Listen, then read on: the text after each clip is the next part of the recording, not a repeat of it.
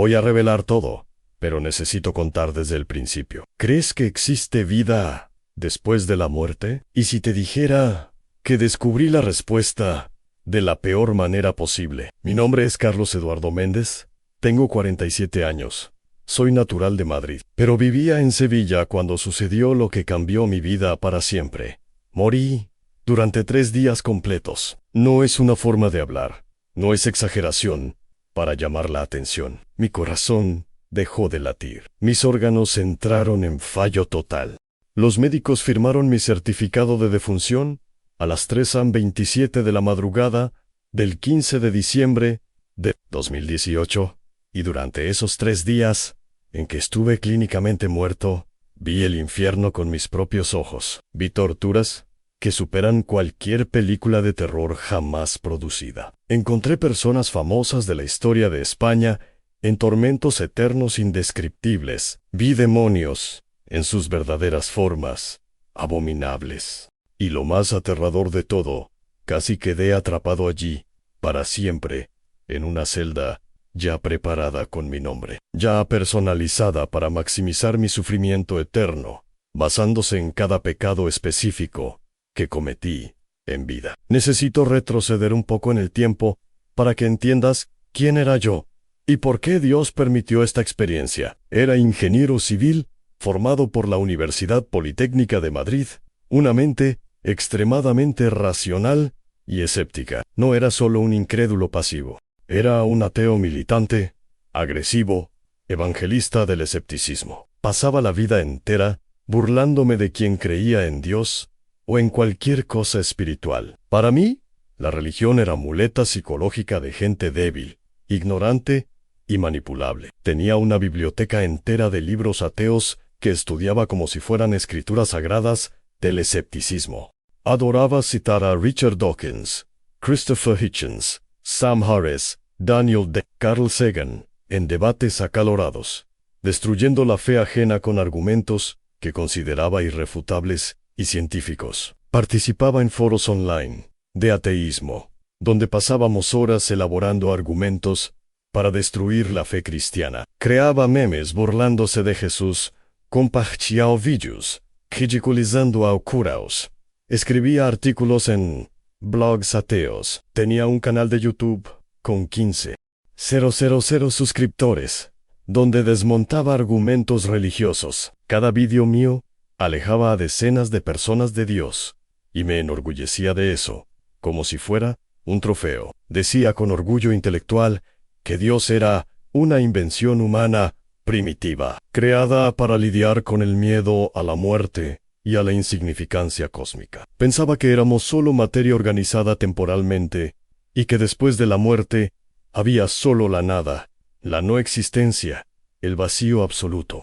Para mí, la conciencia era solo sinapsis neurológica. El amor era solo química cerebral. La moralidad era solo convención social evolutiva. Vivía una vida completamente hedonista y desregulada. Fiestas todos los fines de semana, regadas con alcohol, en exceso and whisky. Importado, vodka, premium champán francés, cocaína ocasional, que justificaba como uso recreativo controlado, diciendo que era menos perjudicial que el tabaco.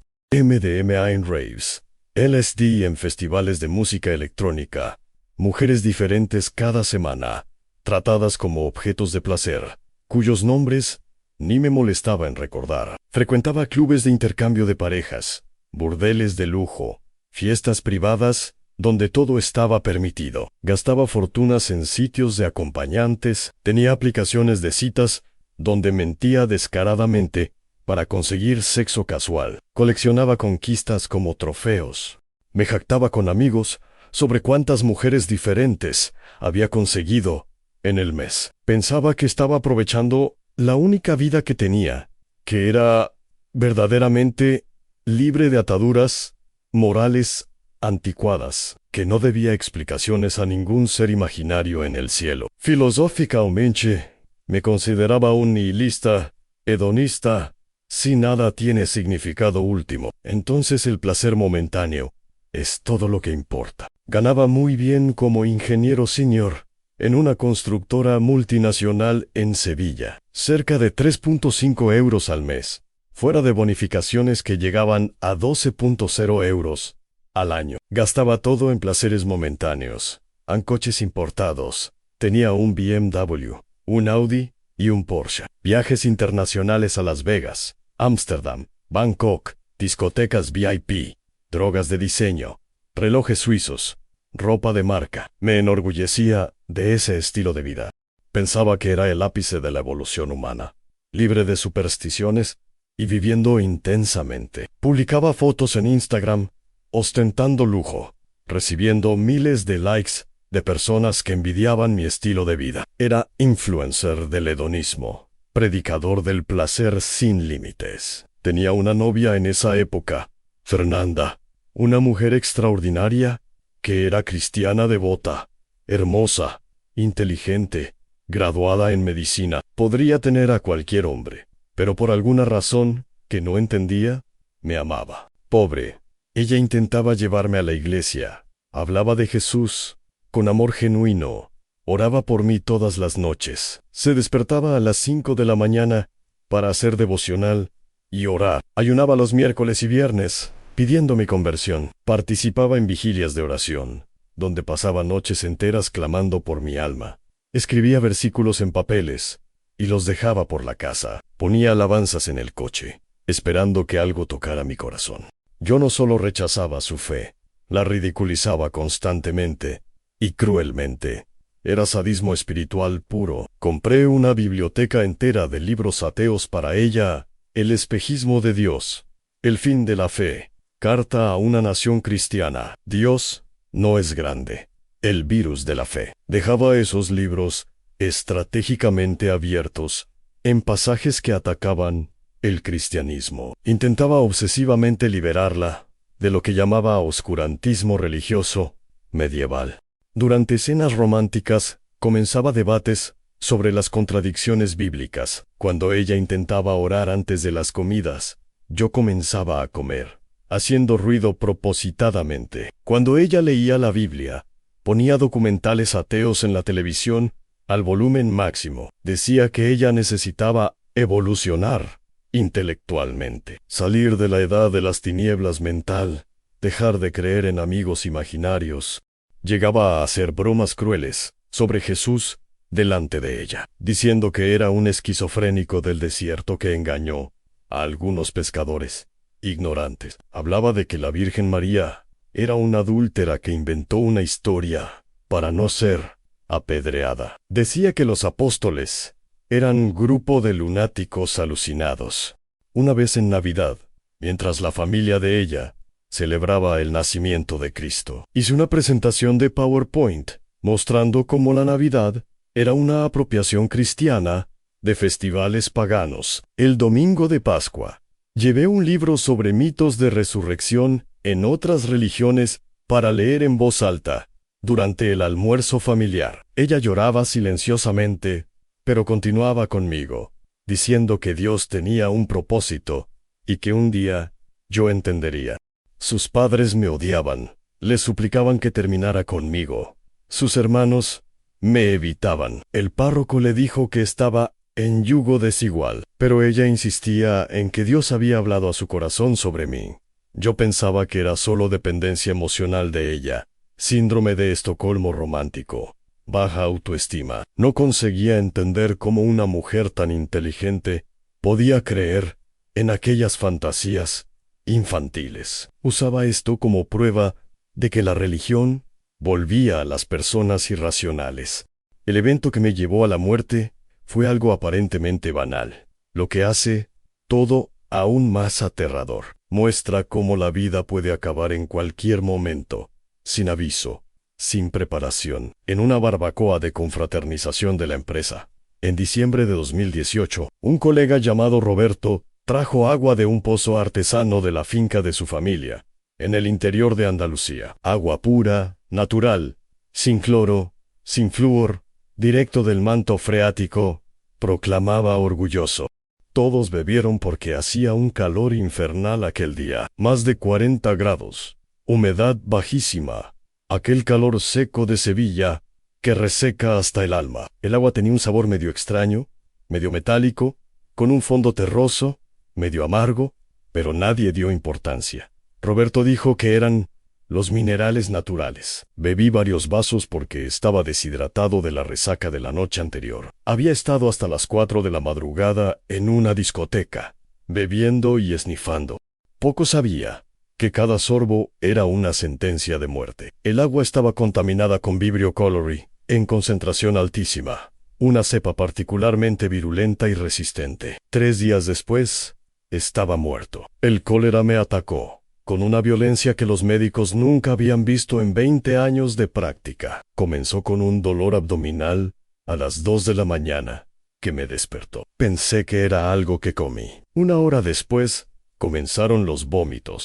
No vómitos normales, anchorros violentos de líquido, que parecían rasgar mi esófago. En cuestión de 6 horas, perdí todos los líquidos del cuerpo a través de vómitos y diarrea incontrolables y sangrientos. Era como si mi cuerpo estuviera intentando vaciarse completamente. La diarrea era agua pura mezclada con sangre, saliendo en chorros incontrolables. Los vómitos eran bilis amarilla, después verde, después negra, con coágulos de sangre. La deshidratación fue tan severa y rápida que mis órganos comenzaron a fallar en cascada como fichas de dominó. Primero los riñones pararon completamente. No producía más orina. Las toxinas comenzaron a acumularse en la sangre. Después, el hígado entró en fallo agudo. Mi piel se puso amarilla, los ojos amarillos. Comencé a sangrar por todos los orificios. El páncreas necrosó. Un dolor indescriptible, como si algo estuviera devorándome por dentro. Mi presión arterial se desplomó a niveles incompatibles con la vida. El corazón comenzó a latir irregularmente, taquicardia ventricular, fibrilación atrial. La sangre se volvió tan espesa por la deshidratación que no circulaba más adecuadamente. Microcoágulos se formaban en todos los órganos.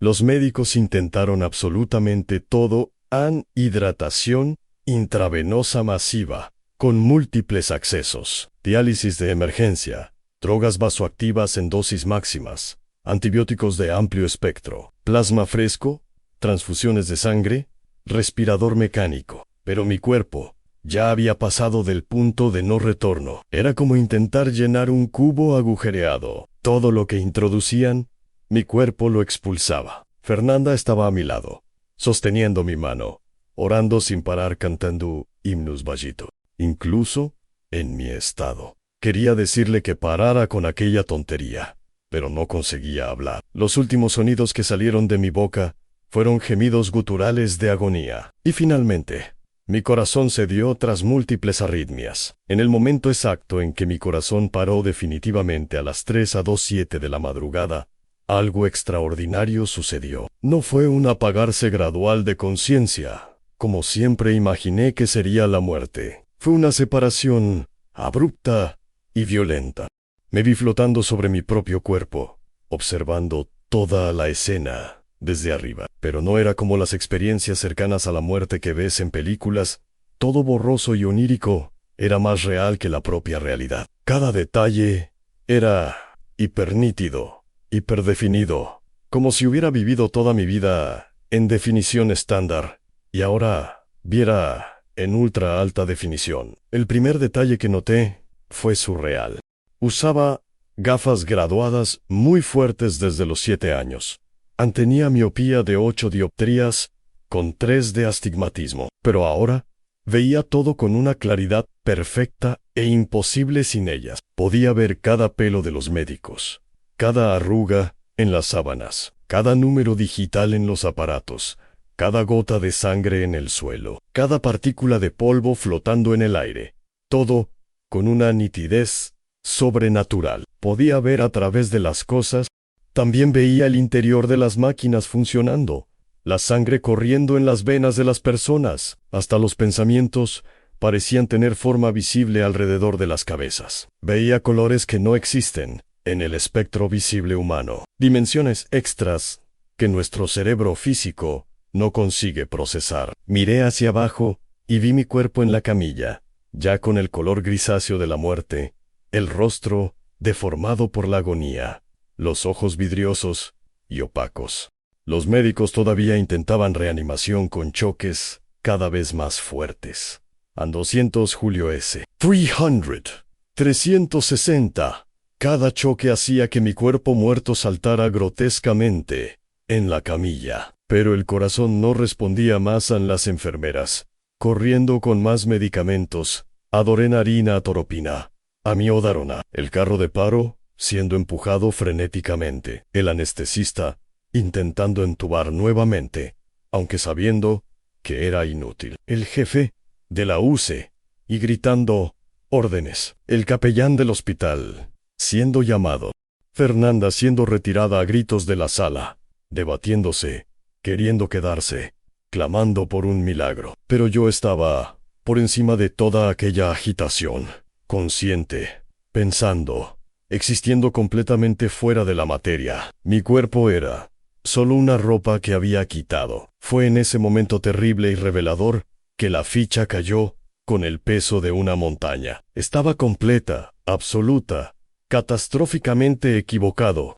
Existe algo más allá de lo material. Más allá de lo que la ciencia puede medir o explicar, la conciencia sobrevive a la muerte del cerebro. Todos aquellos años, negando lo sobrenatural. Y ahora, yo era lo sobrenatural. Toda aquella arrogancia intelectual, destruida en un instante. Cada argumento ateo que había usado, cada debate que había ganado, todo se volvió ridículamente irrelevante ante esta realidad innegable. Yo existía, fuera de mi cuerpo, muerto. Entonces, sin ningún aviso, sentí una fuerza invisible e irresistible, succionándome hacia arriba, con extrema violencia. Era como ser jalado por un tornado invertido.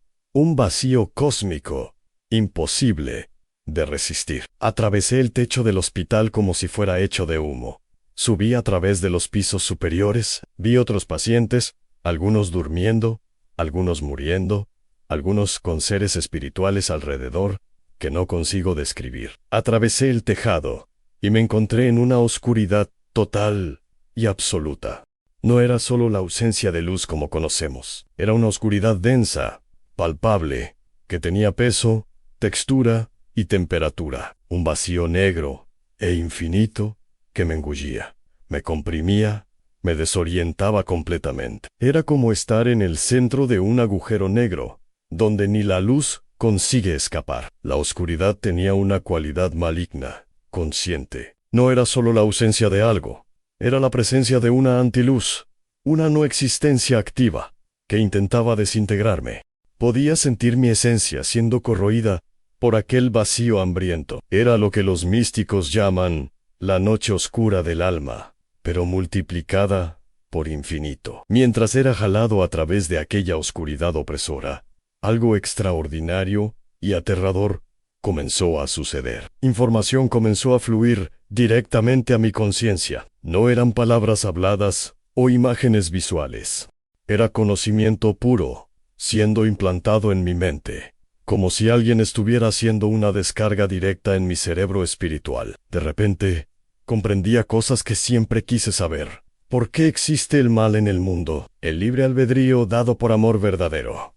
¿Cuál es el propósito del sufrimiento humano? Refinamiento espiritual y consecuencia del pecado. ¿Por qué nacemos si vamos a morir? Para elegir nuestro destino eterno. ¿A dónde vamos después de la muerte? ¿Cielo o infierno?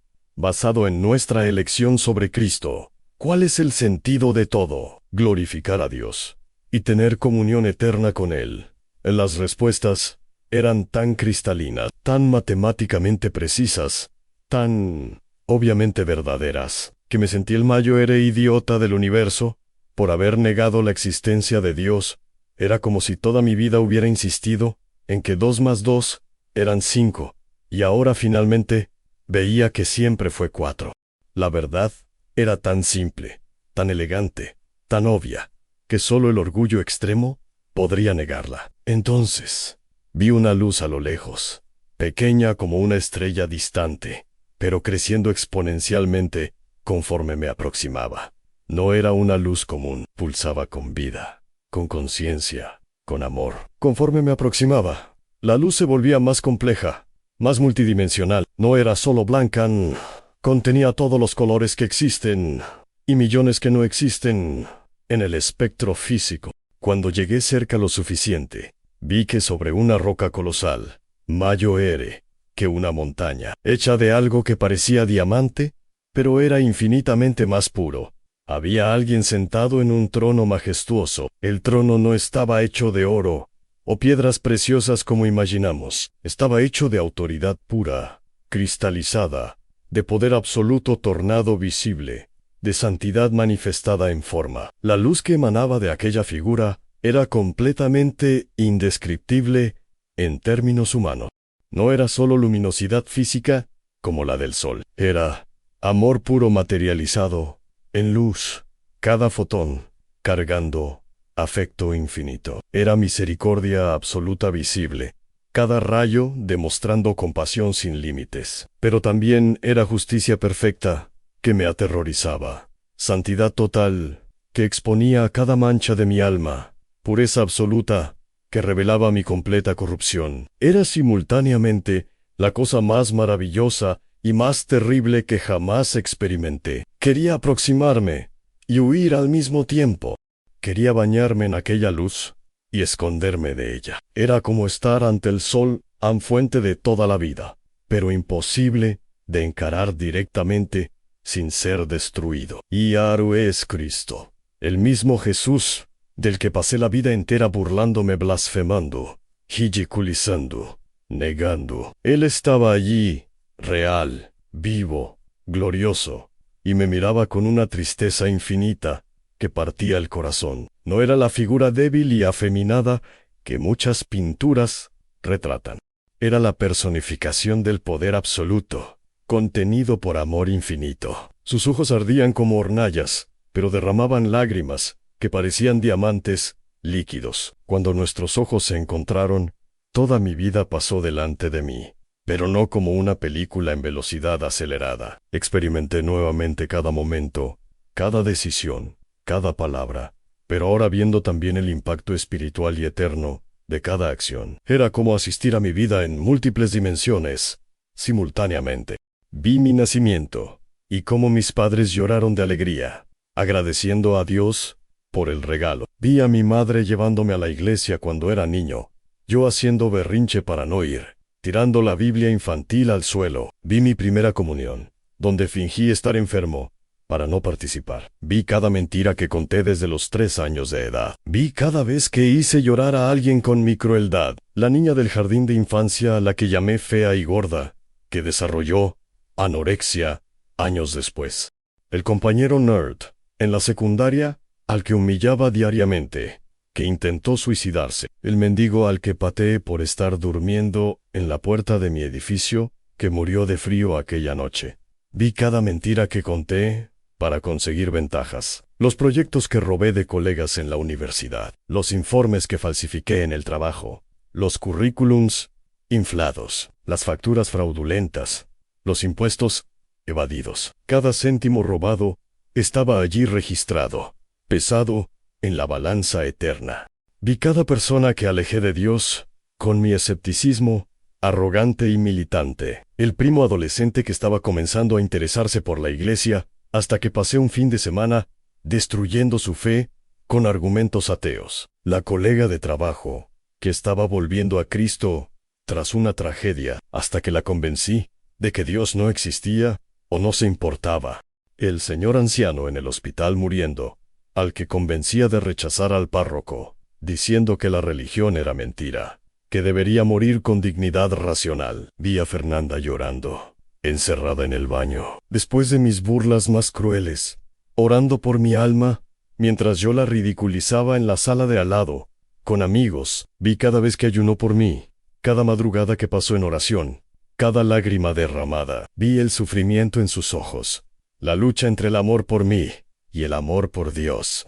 Vi a mi madre anciana, a quien no visitaba hacía 2 años, rezando el rosario por mí todas las noches, pidiendo a Dios que salvara a su hijo perdido. Vi cómo miraba mi foto, llorando, preguntándose dónde se equivocó. Vi cómo economizaba de su pensión miserable para pagar misas en mi intención. Vi cada oportunidad desperdiciada de hacer el bien. El colega con cáncer que no visité porque estaba en una fiesta. La campaña de donación que ignoré para comprar un reloj de 5.0 euros. El niño pidiendo comida que ignoré para no llegar tarde al happy hour. Cada momento en que elegí el egoísmo sobre el amor estaba allí registrado en detalles excruciantes. Vi también el impacto generacional de mis pecados. Cómo mi ejemplo influyó en primos más jóvenes a volverse ateos. Cómo mis posts en redes sociales fueron compartidos y alejaron a cientos de personas de Dios al mes. Cómo mis vídeos en YouTube fueron usados por otros para destruir la fe de sus familiares. Era un árbol de destrucción espiritual que había crecido de la semilla de mi orgullo. Jesús entonces habló, pero no con palabras audibles, que vibran en el aire. La comunicación era directa, de espíritu a espíritu, imposible de malentender o interpretar erróneamente. Cada palabra penetraba en mi esencia como espadas de fuego, pero espadas que cauterizaban mientras cortaban. Carlos Eduardo Méndez, hijo de María Elena y José Roberto, nacido en Madrid el 15 de marzo de 1976.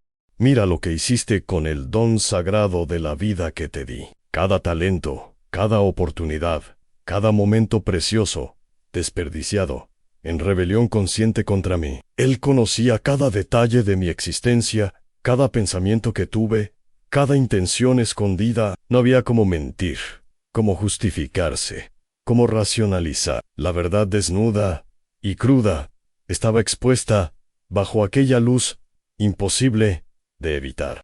Te di inteligencia por encima del promedio, no para destruir la fe de los simples, sino para construir, para servir, para glorificar mi nombre. Te di recursos financieros, no para gastar en placeres carnales, sino para ser mayo herredomo fiel, para ayudar a los necesitados. Te di salud y fuerza no, para abusar de tu cuerpo con drogas y promiscuidad, sino para ser templo del Espíritu Santo. Cada palabra era verdad absoluta que no podía negar. Quería defenderme, argumentar, explicar, pero no había defensa posible. ¿Cómo argumentar con la verdad personificada? ¿Cómo mentir a la omnisciencia? ¿Cómo esconderse de la omnipresencia? Peor aún, continuó, y su voz ahora tenía un dolor que parecía rasgar el universo. Ah, no pecaste por ignorancia. Conocías la verdad, y conscientemente elegiste la mentira. Tuviste todas las oportunidades de arrepentirte, y las rechazaste con escarnio. No solo te perdiste, sino que te convertiste en piedra de tropiezo para muchos. Entonces dijo algo que me mostró la profundidad de mi error. A cada persona que alejaste de mí, yo morí por ella también. Cada alma que impediste conocerme, mi sangre fue derramada para salvarla. No solo rechazaste mi sacrificio para ti, sino que intentaste volverlo inútil para otros. Si permitiera tu entrada al cielo ahora, continuó con el corazón que tienes, completamente corrompido por el pecado y el orgullo, contaminarías el paraíso con tu maldad. Llevarías la rebelión, la discordia, el cuestionamiento. Intentarías convencer a los ángeles de que no existo, incluso estando en mi presencia. Me mostró una visión rápida del cielo, y entendí inmediatamente. Era un lugar de pureza absoluta, armonía perfecta, amor sin mácula.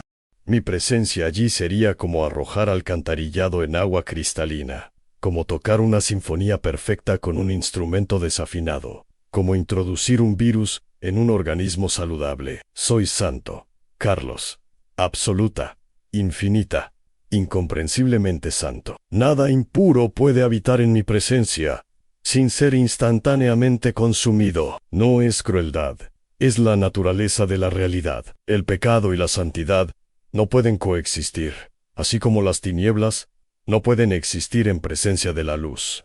Incluso, rechazándome la entrada al cielo, hablaba con tanto amor que mi corazón se despedazó en 1000 pedazos. Era como si cada palabra fuera dicha, con lágrimas de sangre. No había placer divino en condenarme. Había dolor infinito. Podía sentir que mi condenación le dolía más que a mí, empero no deseo tu destrucción, Carlos, incluso ahora, incluso después de todo. Por eso, necesitas ver a dónde ibas. Necesitas presenciar el destino eterno que elegiste con tus decisiones, para que otros no hagan la misma elección fatal. Serás mi testigo del horror que espera a aquellos que me rechazan. Jesús tomó un manojo de llaves antiguas, que estaban colgadas en su cinturón. Cuando levantó las llaves, vi algo que me quebró completamente, y me hizo llorar espiritualmente, como nunca había llorado. Las marcas de los clavos en sus muñecas no eran cicatrices antiguas curadas, eran heridas abiertas, sangrientas, con los huesos todavía desalineados de la crucifixión. Los agujeros atravesaban completamente sus manos. Podía ver a través de ellos. La sangre que goteaba no caía al suelo. Cada gota se transformaba en luz antes de tocar la superficie. Una luz que parecía llevar redención en forma líquida. Vi también las marcas de los azotes en su espalda cuando se giró an 40-1. Latigazos que habían arrancado la piel y la carne, exponiendo costillas. La herida de la lanza en su costado, todavía abierta, todavía brotando sangre y agua. La marca de la corona de espinas en su frente en 72 perforaciones que habían alcanzado el cráneo. Aquellas marcas que lleva eternamente en su cuerpo glorificado. El precio que pagó incluso por mí, que pasé la vida entera, negando y burlándome de su sacrificio. Cada herida era una acusación silenciosa. Cada gota de sangre era un hice. Esto por ti, y tú escupiste en mi sacrificio. Estas son las llaves de la muerte y del infierno, dijo. Las conquisté con mi sangre. Tengo autoridad sobre los dos reinos. Y ahora verás por qué mi sacrificio era necesario, por qué no había otro camino para salvar a la humanidad. Fue hasta una puerta que no había percibido antes. La puerta era negra, no como obsidiana u ónice, sino como la ausencia de color, como un agujero en el tejido de la realidad. Alrededor de ella había escritos en lenguas que dolían a los ojos al intentar leer. Algunas parecían hebreo arcaico, otras eran símbolos que predataban cualquier lenguaje humano. Jesús insertó una de las llaves que tenía una forma imposible de describir. Parecía cambiar de forma, mientras miraban a veces pareciendo una cruz, a veces una llama, a veces algo orgánico y vivo. Cuando la llave giró, el sonido fue como el de mundos partiéndose, galaxias muriendo, el grito del propio vacío. La puerta se abrió e instantáneamente todo oscureció, excepto la figura luminosa de Jesús. Un viento violento y caliente comenzó a jalarme hacia aquella puerta, con fuerza irresistible. El viento no era solo aire en movimiento, llevaba conciencia, maldad, hambre. Era como si el propio infierno estuviera respirando, y nosotros fuéramos inhalados. Entramos en un vórtice descendente, como estar dentro de un huracán invertido. Girábamos en espiral cada vez más rápido, cayendo hacia el centro de la Tierra, o más allá. Las paredes del vórtice no eran sólidas, estaban hechas de rostros gritando, manos intentando agarrar, cuerpos contorsionándose en agonía. Cada cara era de alguien que había muerto sin Cristo. Todos intentando escalar de vuelta. Todos fallando eternamente. El ruido era absolutamente ensordecedor y multidimensional. No eran solo gritos de agonía en todas las lenguas que jamás existieron. En español, inglés, mandarín, lenguas muertas como latín y arameo, lenguas que nunca fueron habladas en la tierra. Eran también sonidos que no deberían existir. El sonido de esperanzas muriendo, el grito de sueños siendo destrozados, el lamento de almas descomponiéndose. Había una capa constante de sonido de succión, como si el propio vacío estuviera hambriento, devorando luz, devorando esperanza, devorando existencia. Rechinar de dientes que sonaba como terremotos, llanto que nunca cesaba, lágrimas que nunca secaban, blasfemias siendo gritadas en desesperación e inmediatamente castigadas con más tormento en un ciclo infinito. El olor que subía de aquel abismo era indescriptible en su repugnancia. Azufre era solo la nota de tope, como el perfume del infierno. Debajo había capas y capas de Hidors, carne podrida en descomposición hace siglos, pero nunca completamente descompuesta. Excrementos y vómito fermentados en calor eterno. Sangre coagulada y podrida, mezclada con push. Gangrena que nunca mata, pero siempre pudre. Pero había olores peores que los físicos, el olor del pecado materializado, de la maldad tornada tangible, del odio cristalizado en forma olfativa. Cada tipo de pecado tenía su propio hedor específico. El orgullo olía como carne quemada, mezclada con perfume caro. La lujuria como fluidos corporales en putrefacción. La avaricia como metal, oxidado y sangre. El calor aumentaba exponencialmente conforme descendíamos. Comenzó como el aliento de un horno, después como estar dentro de una fragua, después como ser la propia llama. No era como el calor del desierto o de una fragua industrial. Era un calor sobrenatural que penetraba en la esencia del ser, que quemaba de dentro hacia afuera, que consumía sin destruir, que torturaba sin matar. Era un calor consciente, malicioso. Ambuscaba los puntos más sensibles del alma y se concentraba allí.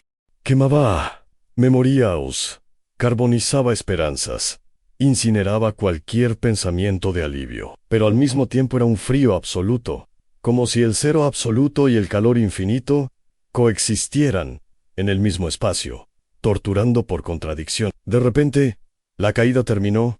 ¡Pam! Golpeé el suelo con una fuerza que debería haber roto todos mis huesos, pulverizado mis órganos, destruido mi existencia. Pero allí, fuera del cuerpo físico, el dolor era puro, no mediado por nervios o límites biológicos. Sentí cada átomo espiritual ser comprimido y después expandido violentamente. Me levanté aturdido y miré alrededor. Estaba en una caverna imposible, con dimensiones que desafiaban la geometría euclidiana, que violaban las leyes de la física, que dolían a la mente al intentar comprender. El techo se perdía en la oscuridad infinita arriba, pero al mismo tiempo parecía estar a centímetros de mi cabeza, oprimiéndome. Las paredes se extendían más allá de lo que cualquier ojo podría ver, pero también parecían estar cerrándose, claustrofobizándome. El suelo era irregular y cubierto de una sustancia viscosa que parecía estar viva. Cuando pisé, intentó agarrarme, subir por mis piernas espirituales, jalarme hacia abajo. Era tibia, pulsante, como estar pisando órganos todavía vivos. A veces formaba rostros que gritaban silenciosamente antes de deshacerse. La arquitectura del infierno no tenía sentido. Pasillos que llevaban a ninguna parte y a todos los lugares simultáneamente.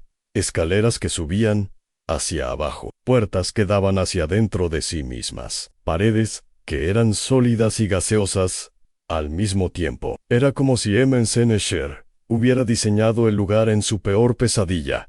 Tras una sobredosis de Emtan, había niveles, y más niveles, cada uno peor que el anterior. No era un descenso lineal. A veces estaba en múltiples niveles simultáneamente, experimentando tormentos sobrepuestos.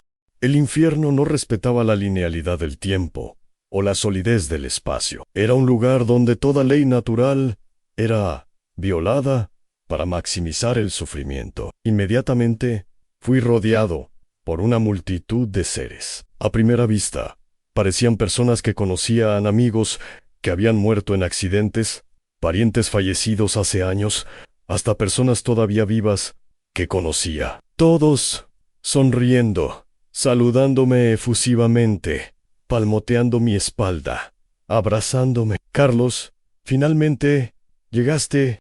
Estábamos esperándote hace tanto tiempo. La fiesta no era la misma sin ti. Ahora sí podemos divertirnos de verdad. Había mi tío Juan, muerto de cirrosis hace 5 años, sosteniendo una cerveza y riendo. Mi amigo Pablo de la secundaria, que murió en una sobredosis, ofreciendo una raya de cocaína. Exnovia sonriendo seductoramente. llamando para orgías eternas. Todos parecían estar divirtiéndose, festejando, celebrando mi llegada, pero había algo fundamentalmente erróneo en ellos. Sus ojos brillaban con una luz dorada, verdosa, antinatural, como fuego químico o radiación. Las pupilas eran verticales como de serpientes o lagartos, a veces dividiéndose en múltiples pupilas que se movían independientemente. Sus sonrisas eran demasiado anchas, extendiéndose literalmente de oreja a oreja, mostrando demasiados dientes, hileras, y más hileras como tiburones, todos afilados como agujas.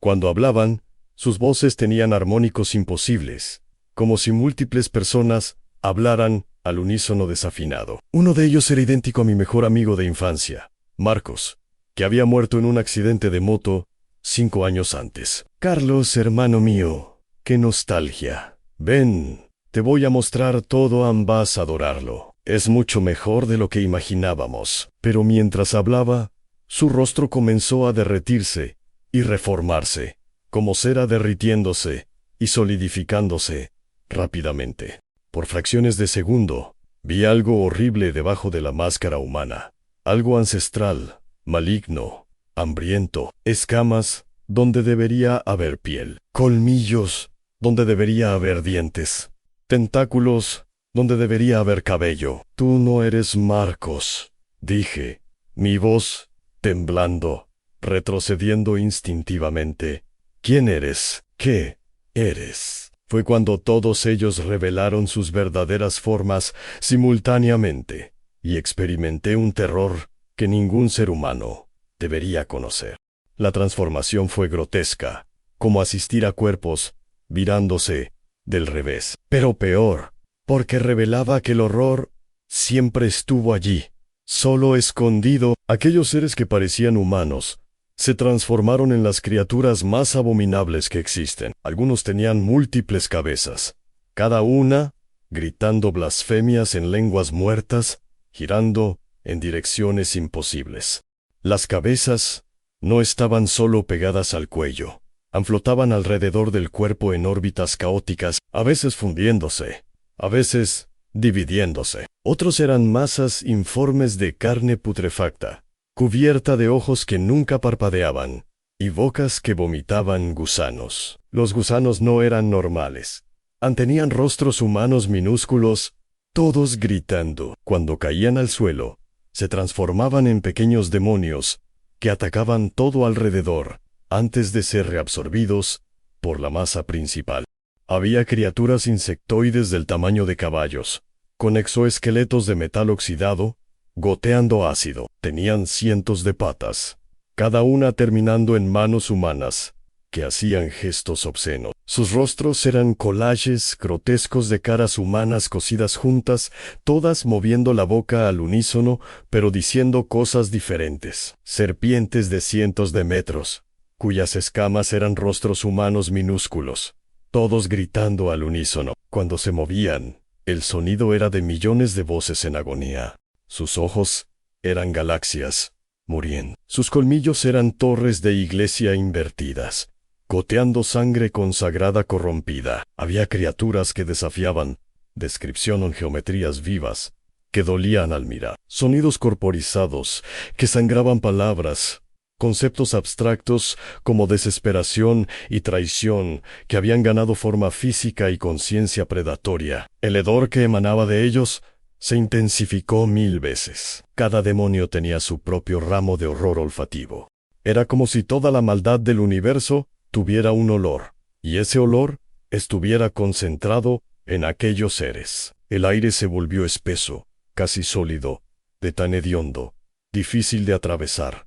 Avanzaron para despedazarme. Garras afiladas como navajas dimensionales intentaron rasgarme. No solo rasgar mi forma espiritual, sino rasgar mi propia existencia, borrarme de la realidad. Colmillos goteando el veneno negro que disolvía no solo carne espiritual, sino memorias, identidad, esperanza. Tentáculos cubiertos de ventosas, con dientes intentaron envolverme. Cada ventosa era un portal para un tormento diferente. Cuando tocaban, experimentaba simultáneamente ser quemado, congelado, desollado, ahogado, sofocado, despedazado en todos los sufrimientos posibles en paralelo. Pero algo los impidió en el último segundo, en una barrera invisible, una autoridad mayor.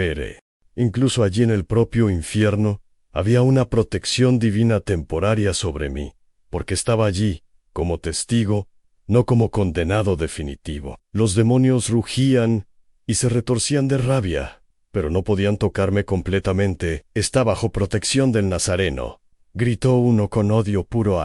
Es un testigo. No podemos devorarlo todavía, pero podemos mostrar, dijo otro, con placer sádico. Podemos revelar, podemos aterrorizar, podemos plantar semillas de locura que florecerán incluso si escapa. El demonio que se había disfrazado de Marcos se aproximó. Ahora, en su forma verdadera, era una criatura baja, cerca de 140 metros, pero su presencia era inmensa, opresiva. Estaba cubierto de pústulas que explotaban y se reformaban constantemente, liberando un pus amarillo verdoso, hediondo, que siseaba al tocar el suelo. Sus ojos eran agujeros negros que parecían succionar la luz alrededor, crear zonas de no existencia. Cuando miraba en ellos, sentía mi esencia siendo jalada, como si pudiera succionarme hacia dentro de aquellos vacíos y perderme en oscuridad eterna. Tenía múltiples bocas esparcidas por el cuerpo,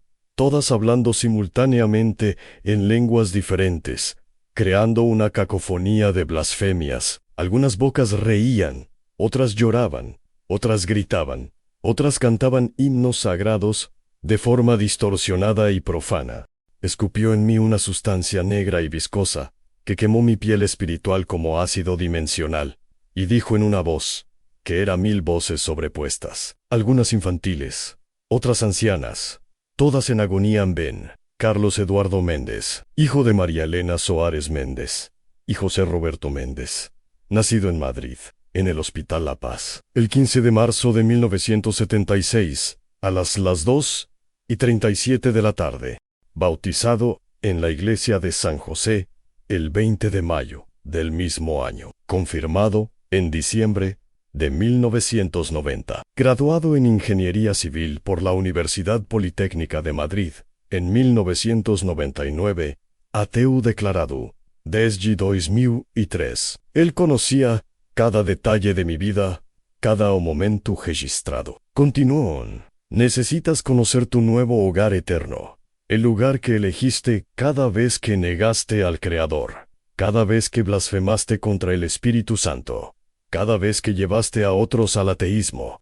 Tu celda está preparada hace años. Nosotros la preparamos con cariño especial para ti. Comenzamos a caminar por un pasillo imposible. Dábamos pocos pasos, pero atravesábamos distancias enormes. El espacio se doblaba y se retorcía, conforme la voluntad de los demonios. A veces caminábamos en el techo, a veces en las paredes, a veces en superficies que no deberían existir en 3 dimensiones. En las paredes del pasillo había celdas apiladas en 6 filas, hasta donde la vista alcanzaba.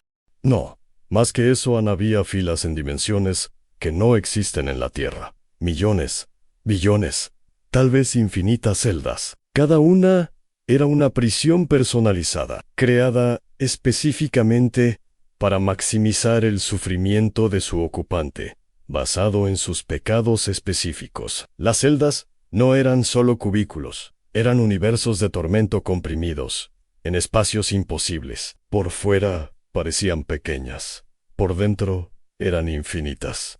Cada una contenía eternidades de sufrimiento recursivo, loops temporales de agonía, paradojas existenciales que torturaban la propia lógica del alma. El demonio me guiaba como un tour macabro del horror, presentando cada condenado con placer sádico evidente. Se deleitaba en describir cada tormento en detalles minuciosos, saboreando cada grito, cada lágrima, cada momento de desesperación. La primera celda contenía un hombre en trajes coloniales del siglo XVI.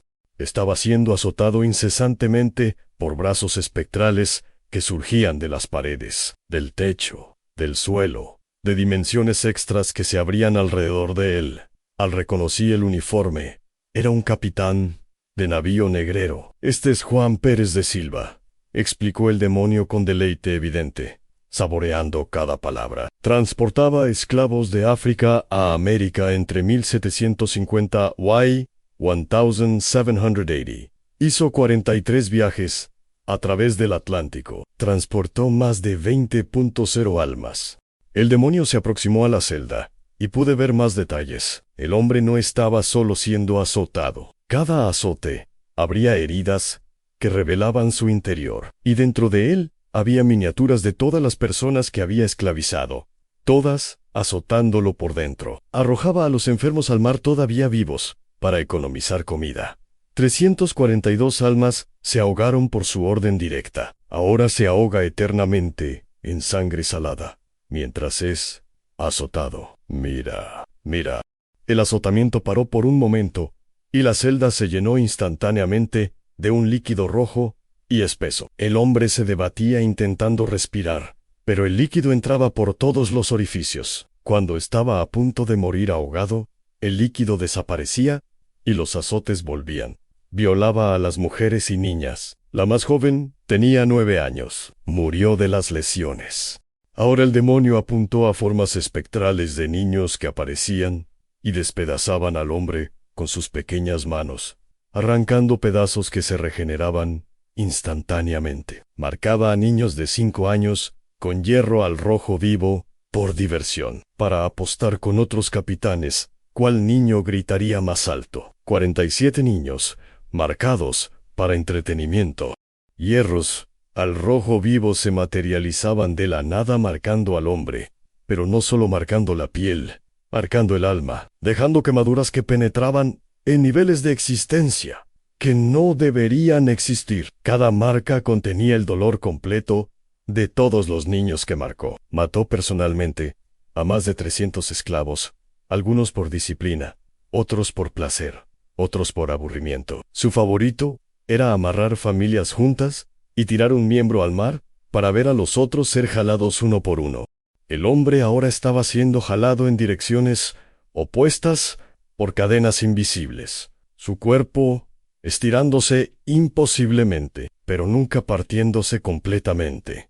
Siempre en el límite de la ruptura total. Ahora experimenta cada sufrimiento que causó, multiplicado al infinito por toda la eternidad. Son 270 años aquí hasta ahora. Todavía ni empezamos. El hombre gritaba en español arcaico, implorando misericordia a Dios, a la Virgen María, a todos los santos. Perdón, por amor de Dios, perdón. No sabía, no entendía. Era la época. Todos lo hacían. El demonio rió, él sabía. Su conciencia gritaba, cada vez. Él la silenciaba con ron y lucro. Ahora no hay cómo silenciar nada. La segunda celda contenía una mujer en vestimentas rituales elaboradas de santería antigua. Estaba rodeada por formas infantiles espectrales, pequeños espíritus que la atacaban sin parar. Pero cuando miré más de cerca, vi que no eran solo espíritus. Eran las almas de los niños que ella había matado. Esta es Madre Concepción de Ochún. Vivió en Sevilla entre 1830 y 1870, dijo el demonio, una de las más poderosas santeras de su época. Reyes y nobles venían a consultarla. Gobernadores besaban su mano. Pero tenía un secreto. Los niños espectrales arrancaban pedazos de ella con sus pequeñas manos. Cada pedazo arrancado gritaba independientemente antes de regenerarse en el cuerpo principal. Era un coro infinito de gritos sobrepuestos. Sacrificaba bebés recién nacidos en rituales de magia negra, siempre bebés no bautizados, de preferencia nacidos de madres vírgenes. Creía que la sangre inocente tenía más poder. 237 niños en 40 años de práctica espiritual. Vi entonces algo aún más horrible. Los niños no estaban solo atacándola, estaban atados a ella por cordones umbilicales espectrales. Ella se había convertido en una madre grotesca eterna de ellos, pariéndolos continuamente, solo para que ellos la devoraran por dentro. Cobraba fortunas para hacer trabajos de muerte. Mató a 450 personas con sus hechizos, venenos disfrazados de pociones, asesinos contratados, acreditados a los orishas. Destruyó 13 familias con sus trabajos de separación. La mujer intentaba hacer gestos rituales, invocar protecciones, pero cada gesto se volvía contra ella. Cuando intentaba dibujar un símbolo de protección, se volvía una puerta para más tormentos. Cuando intentaba cantar un canto, su lengua se pudría en su boca. Lo más irónico, continuó el demonio con placer, es que realmente creía en los orishas. No sabía que éramos nosotros, demonios disfrazándonos. Ahora lo sabe. Mira, figuras majestuosas aparecieron alrededor de ella, los orishas, en sus representaciones tradicionales. Pero entonces revelaron sus verdaderas formas demoníacas. La mujer gritó en desesperación absoluta, al percibir que había servido al infierno toda su vida, pensando servir a lo divino. Pasamos por otra celda, donde estaba una mujer, que reconocí de libros de historia. Era una famosa santera de Andalucía, pero ella era considerada una persona buena, exclamé sorprendido. ¿El demonio rió? ¿Buena? Ella guió a miles a la perdición eterna, con sus mentiras sobre orishas. Cada persona que inició en la santería, cada político y artista que aconsejó espiritualmente, todos los que desvió de Cristo, están en su cuenta. El camino al infierno está pavimentado con buenas intenciones y obras sin Cristo. Llegamos entonces a una sección que me heló aún más. El ala de los famosos españoles. La primera celda de esta sección contenía a un conquistador. Estaba en una cámara de puro fuego blanco, tan caliente que el aire alrededor ondulaba y distorsionaba. Su carne se derretía como cera, escurriendo por los huesos que pronto también se volvían ceniza. Sus ojos explotaban por el calor.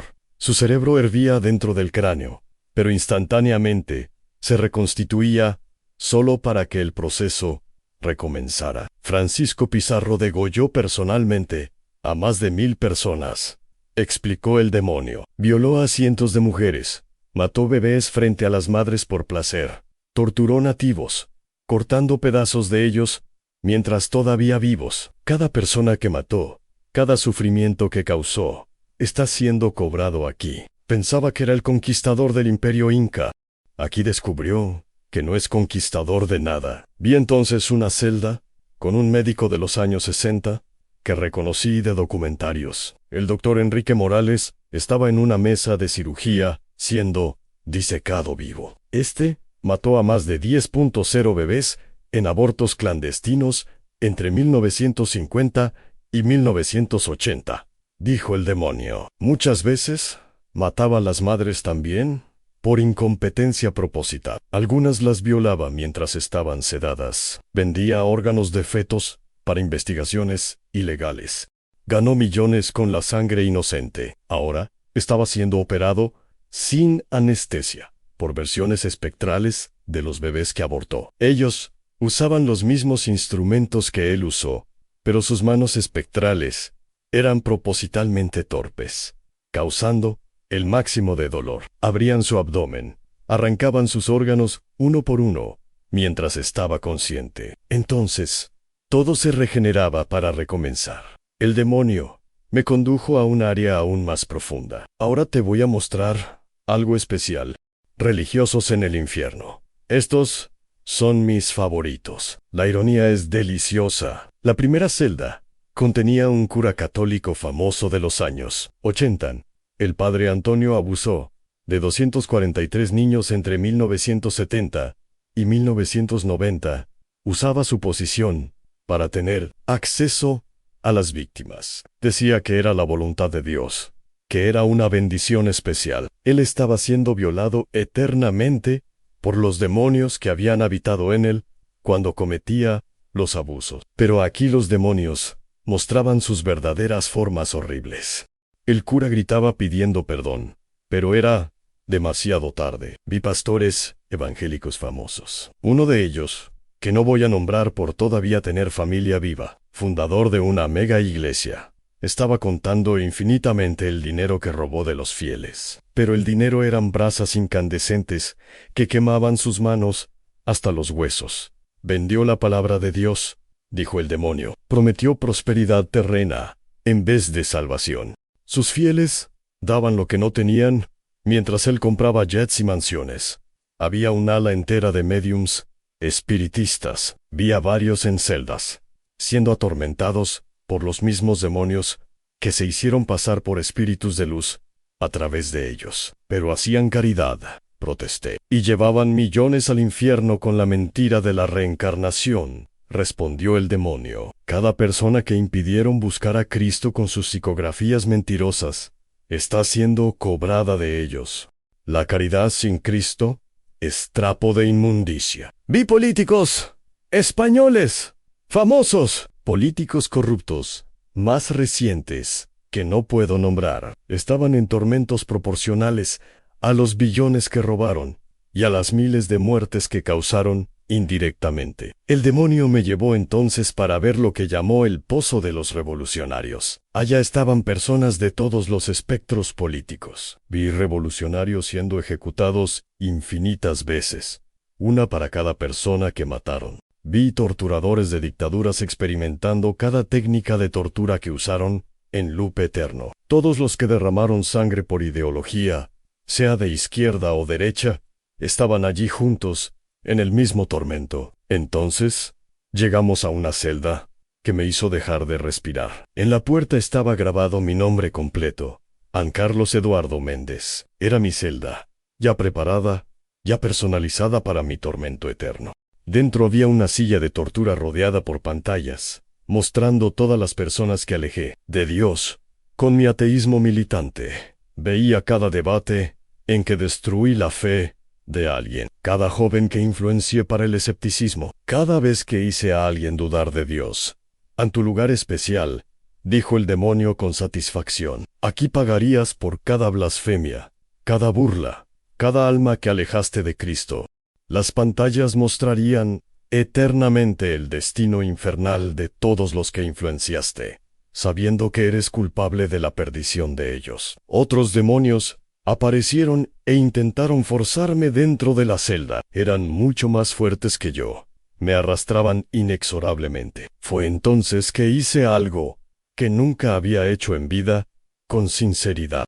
Clamé con desesperación absoluta: Jesús, Jesucristo, perdóname, sálvame, por favor. Jesús, estaba equivocado. Socorro. Los demonios rieron con voces que eran el sonido de mundos muriendo. Demasiado tarde, ateo. Tuviste 42 años para arrepentirte. Ahora eres nuestro para siempre. Pero entonces, el suelo tembló violentamente.